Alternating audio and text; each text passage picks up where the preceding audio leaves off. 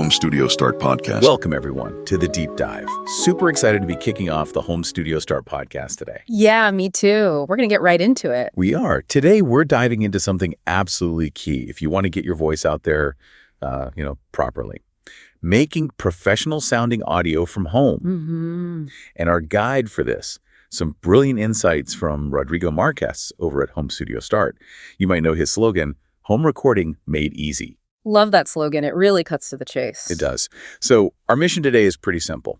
Boil down the essential tips to really boost your podcast game. We want to make sure your voice isn't just like heard, but it's remembered. Crystal clear sound. Exactly. And look, starting at audio recording, it can feel, overwhelming. So much tech talk, so much gear. It's like this huge mountain. Totally. So we're here to give you that shortcut. We're taking Rodrigo's decades of experience and making it super actionable for you. Nice. The goal is to get you making pro-sounding audio, making podcasting feel, doable and really effective without all the usual stress. Okay, let's unpack that then. Yeah. First hurdle, usually the biggest one, equipment. Gear choices. Oh, yeah. You start scrolling, right? Yeah. Mics, interfaces, headphones, endless lists. It's easy to just get completely lost. Feels like a massive decision. It does. So what do you really need beyond just saying get a mic to make your podcast sound good right from the start? That's the million-dollar question, isn't it? Choosing the right gear, it's not just about ticking boxes. It's fundamental for that pro sound, for connecting with your audience. Mm-hmm. Let's start with mics, the heart of it all, really. For beginners, USB mics are fantastic. Right. Super easy, plug and play. The quality is actually surprisingly good these days. Think something like the Blue Yeti, great balance of quality and just ease of use. Right. The Yeti's pretty popular. It is. But here's a little pro tip Rodrigo mentions. Don't just stick it on the standard setting. Most USB mics have multiple patterns. Right? Yeah, like Cardioid Omni. Exactly. Play around with those. Try Omni for room tone, maybe bidirectional if you're doing an interview across a table. You can learn a lot about sound before you splash out on fancier gear. It helps define your unique sound early on. That's smart. Using the starter mic to experiment creatively, I like that. Yeah. But, okay, say you're ready to level up your sound quality. What's next? Right. For that real studio quality, you're looking at XLR microphones. XLR. Yeah. These use that sturdy 3-pin connector, not USB. They are the industry standard, basically. Gotcha. The Shure SM7B is the classic example. Pros love it. Amazing sound, really rich, and fantastic at cutting out background noise. Noise rejection. Key. Crucial. But if you go XLR, remember you need something else. An audio interface. Right, the little box thingy. Yeah, the little box. Think of it as the translator. It takes the mic's analog signal and turns it into digital for your computer. Okay. The Focusrite Scarlett Solo is super popular here. Reliable, easy to use, and it really does boost your overall sound quality significantly. So XLR plus interface for that next step up in clarity. Makes sense. What about hearing yourself? Headphones. Yes. Cannot stress headphones enough. They are your quality control. You need to hear what's actually being recorded, warts and all. Mm-hmm. We strongly recommend getting a decent pair of closed-back headphones. Something like the Audio-Technica ATH M50X is a solid choice. Closed back specifically. Why is that? Good question. Closed back means they seal around your ears. This stops the sound from your headphones leaking out and getting picked up by your microphone. Okay. That makes sense. Avoids that feedback or echo loop. Exactly. We call it bleed. Plus, they help you hear all the little details, subtle background hums, mouth clicks, anything you'd otherwise miss. And yeah, they're usually comfy for long sessions too. Right. So taking that first step, choosing the right gear, even if it's just a good USB mic and those closed back headphones, it means your voice, your message, it can really cut through and connect. Okay, gear sorted, at least in principle. Mm-hmm. Now let's shift to the space itself. Your recording zone, your creative sanctuary. Yes. Love that. This is where it gets really interesting, I think. It's not just the tech, it's the room. I remember trying to record a quick voice note once near my notoriously loud coffee machine. Oh, no. Let's just say the main sound was percolating espresso, not my brilliant idea. Yeah. So yeah, how do you craft that perfect podcasting spot? Totally been there.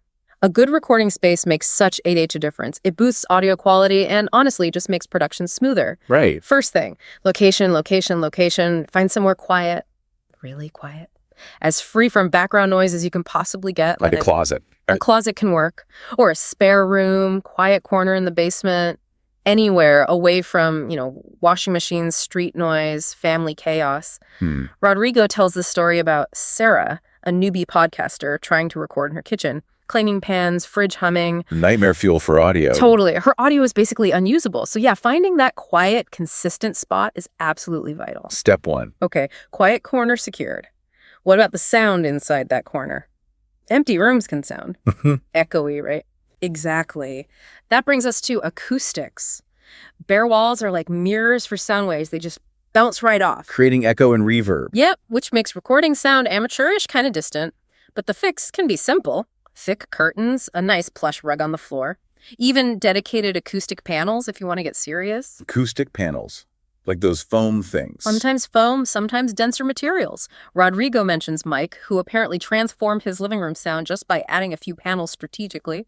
Huge difference. Wow. And then think about furniture placement. It helps absorb sound too. Position your desk away from the walls if possible.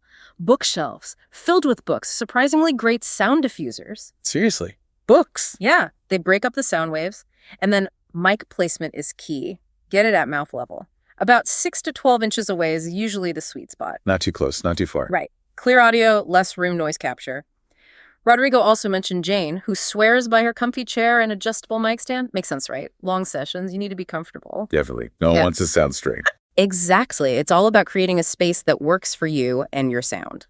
It's pretty cool how just tweaking your space, putting in a bit of effort there, can massively level up your podcast quality. Your listeners will thank you. Totally. Clear sound is just respectful to the listener. Okay, so you've got the gear, you've tamed your recording space. Now we head into the digital world. Software. The magic happens here. This is where those raw recordings get polished up into shiny podcast episodes. Your audio editing software, your DAW, it's kind of the control center, isn't it? It really is. Mastering your audio software, your digital audio workstation or DAW, it's like finding your voice's hidden superpower. Huh, I like that. It turns those raw takes into the pro-sounding stuff we love listening to. First up, choosing the right software. Loads of options, which is great. Yeah? Like what? Well, for free options, Audacity is amazing. Super user-friendly, great for beginners just getting their feet wet. Audacity, okay. Heard of that one. If you're on a Mac, GarageBand is fantastic. Comes built in, really easy to get around. Nice. And then if you're ready to invest a bit or you need more advanced stuff, Adobe Audition is top tier. Lots of pros use it for detailed editing. Okay, Audacity, GarageBand, Audition. Yeah. Good range there. So once you pick one, how do you actually, use it well beyond just hitting record? You gotta dive in, really get to know your tools, explore the features, learn the keyboard shortcuts. Seriously, shortcuts are lifesavers. Yeah. Oh, yeah. And watch tutorials. YouTube is your best Friend here. Learn about things like noise reduction that can clean up any background hum you missed. Essential. And EQ, equalization. That's how you balance the frequencies, make your voice sound crisp and...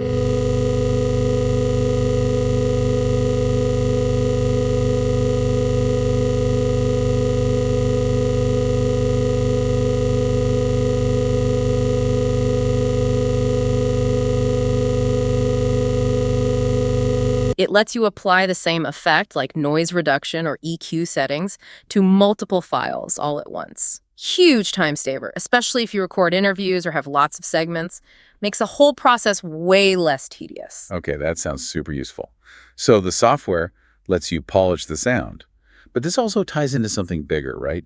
Your podcast's identity, its signature sound. Absolutely. You're not just recording audio, you're crafting an audible brand. This brings us to defining your podcast's unique sonic identity.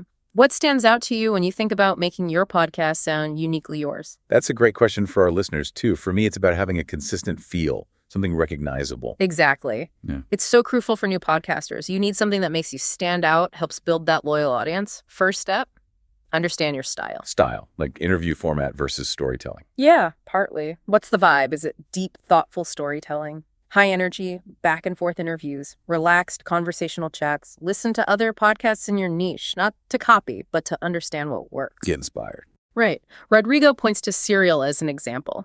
Their narrative style, how they use music, the pacing, it all adds up to this really compelling listening experience. It pulls you in. You need to figure out your approach. Finding your own voice, literally and figuratively.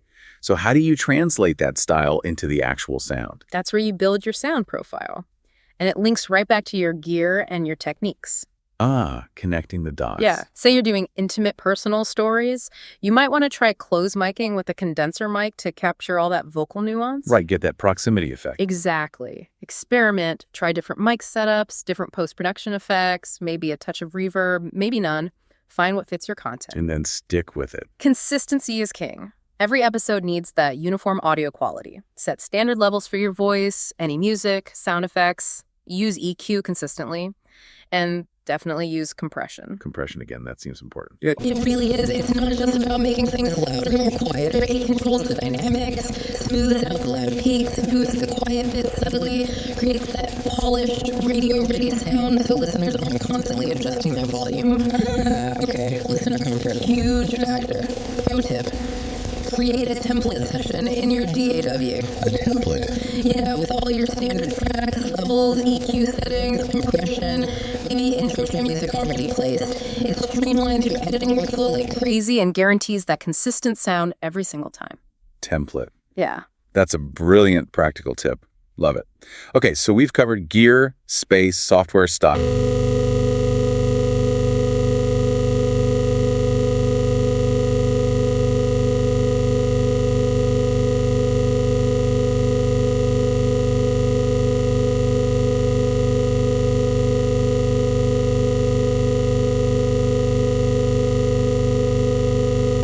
Okay, let's troubleshoot. Common enemy number one. Yeah. Background noise. The hums, the buzzes. Super common. Fridge hum, AC kicking in, distant sirens. First defense. Factor in that quiet, shaded room we talked about. Use a pop filter that helps with P-pops, but also protects the mic bit. Right. And then in post-production, those noise cancellation tools in Audacity or Audition, they can work wonders on consistent, low-level noise. Don't overdo it, though, or it sounds artificial. Gotcha. So rescue options exist. What about echo? That hollow bathroom sound. Echo. Yeah. Yeah, it makes things sound really amateur. Best fix is prevention. Record in smaller spaces or rooms with lots of soft stuff, couches, curtains, rugs. They absorb the sound.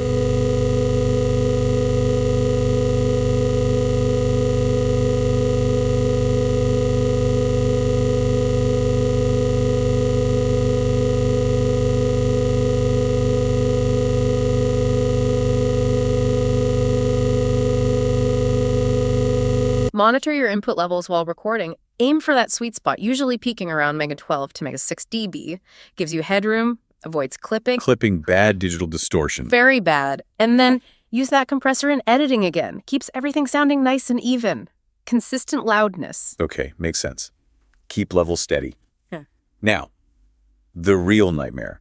Software crashes, mic just dies mid-sentence. Ugh, the worst. Okay, prevention first. Keep your software updated. Developers fix bugs. Always have a backup plan. Backup, like what? Could be a secondary recorder, even just hitting record on your phone's voice memo app at the same time. It might save your bacon. Good call. Test your gear before every single session. Don't just assume it's working. Takes 2 minutes, saves potential hours of grief. Check 1, check 2. Exactly. Yeah. And save your work constantly. Ctrl plus S or Command plus S should be muscle memory. Seriously. Nothing worse than losing an hour's worth of editing. Oh, God, yeah. Been there. So yeah, anticipate these things, have solutions ready, and you'll navigate those bumps much more smoothly. Keep calm and podcast on. Love it. Okay, so wrapping this all up, what's the big picture here? We've gone through gear, space, software, troubleshooting.